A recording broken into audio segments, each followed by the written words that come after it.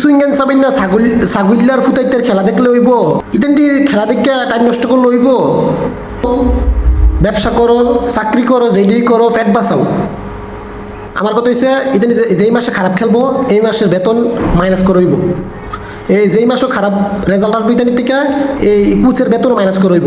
এই সিস্টেম চালু করেন, খুব জরুরি। এই সিস্টেম চালু করেন বাংলাদেশ ক্রিকেট দলে, এই সিস্টেমটা চালু করেন যে খারাপ খেললেই মাইনাস, বেতন মাইনাস।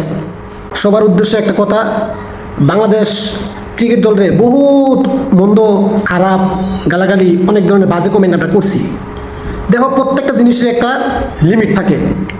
অতিরিক্ত কোনো জিনিসই ভালো না। তোমরা বারবার বাংলাদেশ খেলোয়াড়রে গালি দিবা, বাজে মন্তব্য করবা, বয়কট করবা, এই করবা, এই করবা। হ্যাঁ, এখন যারা এইসব পোস্ট করতেছ এটা কিন্তু বাড়াবাড়ি। তোমরা কি দেখতে রয়ে গেছো গা? একটা জিনিস শুধু লিমিট থাকা দরকার। বাংলাদেশ ক্রিকেট দলের লইয়া তোমরা পাইছোটা কিতা, ঠিক আছে?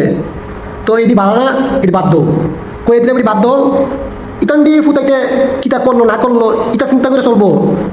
কাম করো, কামলা দাও, ব্যবসা করো, চাকরি করো, যেটি করো, ফ্যাট বাঁচাও। এই সুইঙ্গান চাবেন না ছাগলিলার ফুটাইতের খেলা দেখলে হইব, ইতেনটি খেলা দেখে টাইম নষ্ট করলে হইব। তো টাইম নষ্ট করো না। আজকে আমি প্রচুর কাজে আসছিলাম, ঠিক আছে? আমার কোনো সমস্যা নাই।